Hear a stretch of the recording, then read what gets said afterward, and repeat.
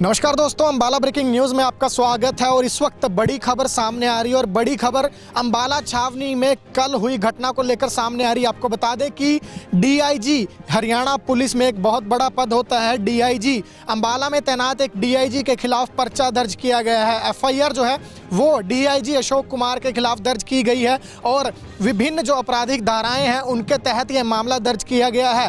क्या कुछ मामला है, क्या कुछ इस मामले की वजह रही है, जानकारी आपको देंगे। लेकिन उससे पहले मैं आपको बता दूं कि आईपीसी की धारा 323, 294 और 506 के तहत यह मामला दर्ज किया गया है। डीआईजी अशोक कुमार के खिलाफ ये एफआईआर जो है अंबाला छावनी के सदर थाना में दर्ज की गई। और आपको बता दें कि इस मामले में शिकायतकर्ता खुद हरियाणा के गृह मंत्री अनिल विज के भाई कपिल विज हैं। कपिल विज की तरफ से एक शिकायत जो है वो पुलिस को सौंपी गई है और उसमें बताया गया है कि डीआईजी के द्वारा उनके साथ अभद्र व्यवहार किया गया है, उन्हें जान से मारने की धमकी दी गई है। और इतना ही नहीं, अश्लील इशारे भी डीआईजी ने हरियाणा के गृह मंत्री अनिल विज के भाई को किए हैं, जिसके चलते ये एफआईआर जो है वो दर्ज की गई है। और अब इस मामले में बड़ी खबर जो है वो ये सामने आ रही है कि पुलिस ने डीआईजी के खिलाफ एफआईआर दर्ज करने के बाद उनकी धरपकड़ के लिए 6 से 7 टीमें बना दी हैं जो अलग अलग जगह पर छापेमारी कर रहे हैं। आपको बता दें कि जब कल ये घटना हुई है उस मामले के बाद से ही डीआईजी अशोक कुमार जो हैं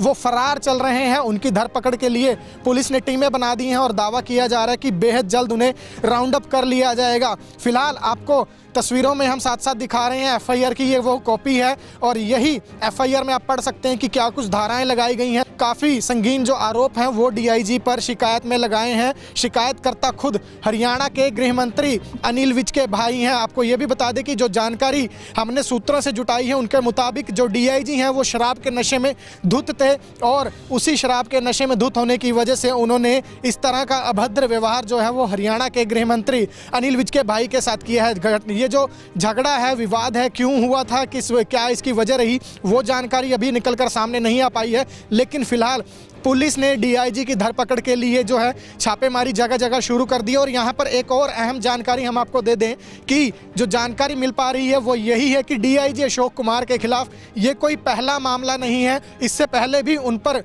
संगीन आरोप जो हैं वो लग चुके हैं और आरोपों में वो काफ़ी पहले जो है वो लगातार इसी तरह से सवालों के घेरे में रहे हैं। इसके साथ साथ बड़ी जानकारी आपको ये भी दे दें कि अगर किसी भी आईपीएस अधिकारी पर एफआईआर दर्ज करनी होती है तो उसके लिए सरकार की इजाज़त चाहिए होती है। तो ऐसे में अगर हम ये कहें कि अब डीआईजी अशोक कुमार की मुश्किलें बढ़ने वाली हैं तो ये गलत नहीं होगा, क्योंकि मामला खुद पूरी सरकार की नज़र में आ चुका है। और इस तरह से जब एक पुलिस का अधिकारी इस तरह सरेआम किसी से अभद्र व्यवहार करता है तो पूरी पुलिस पर सवाल उठते हैं। ऐसे में हरियाणा में जीरो टॉलरेंस की या फिर जो मनोहर शासन की बात करने वाली सरकार है, हम कह सकते हैं कि ज़रूर बड़ी कार्रवाई होती हुई इस मामले में नजर आएगी। लेकिन फिलहाल बड़ी जानकारी आपको दे रहे हैं कि डीआईजी अशोक कुमार के खिलाफ एफआईआर दर्ज हुई है अंबाला के सदर थाना में और शिकायतकर्ता खुद हरियाणा के गृह मंत्री अनिल विज के भाई हैं। विभिन्न जो धाराएं हैं वो इस मामले में लगाई गई हैं और बताया जा रहा है कि जान से मारने की धमकी तक गृह मंत्री के भाई को दे दी गई थी।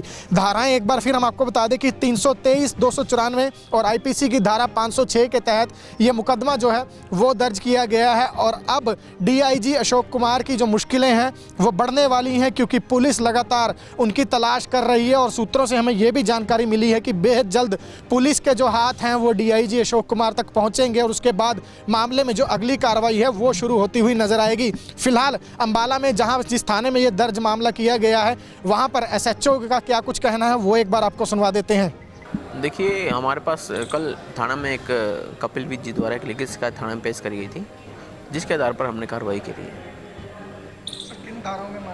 देखिए, जो भी उनके द्वारा हमारे को शिकायत थाना में दी गई थी, जो उसके कंटेंट्स हैं उनके आधार पर जो धाराएं उन पर लगती थी उनके अनुसार हमने कार्रवाई की है सर। कुछ टीमें भी गठित की गई? हाँ, देखिए, हमारे इसमें इन्वेस्टिगेशन में और उनको राउंड अप करने के लिए 5 से 6 टीमों का गठन किया गया जो अपना काम कर रही है। किसके खिलाफ?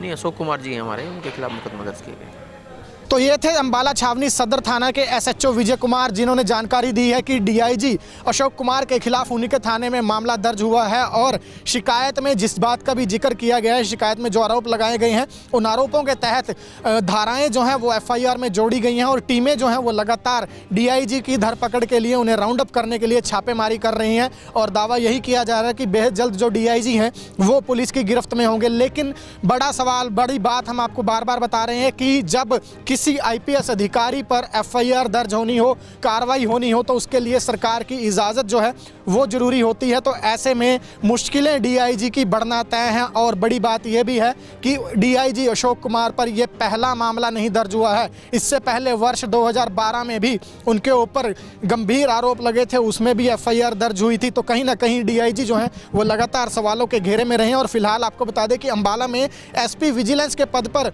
अशोक कुमार तैनात थे और कल जब से ये घटना हुई है तब से वो फरार चल रहे हैं। अंबाला छावनी के सरहद क्लब में ये घटना हुई थी, वहां पर पुलिस तलाश कर रही है कि कुछ फोटोग्राफ्स या सीसीटीवी जो है वो मिल सके और उसके आधार पर कार्रवाई की जा सके। लेकिन फिलहाल खबर यही है कि डीआईजी जो है वो फरार चल रहे हैं और उनकी धरपकड़ के लिए पुलिस लगातार छापेमारी कर रही है। दावा यही किया जा रहा है कि बेहद जल्द डीआईजी को राउंड अप कर लिया जाएगा और उसके बाद मामले में अगली कार्रवाई होती हुई भी नजर आएगी। खबर पर लगातार अपडेट आपको देते रहेंगे। आप जुड़े रहिए हमारे साथ। हमारे Facebook page Ambala breaking news पर, हमें यूट्यूब पर भी सब्सक्राइब कीजिए और अंबाला ब्रेकिंग न्यूज़ की ऐप भी डाउनलोड कीजिए।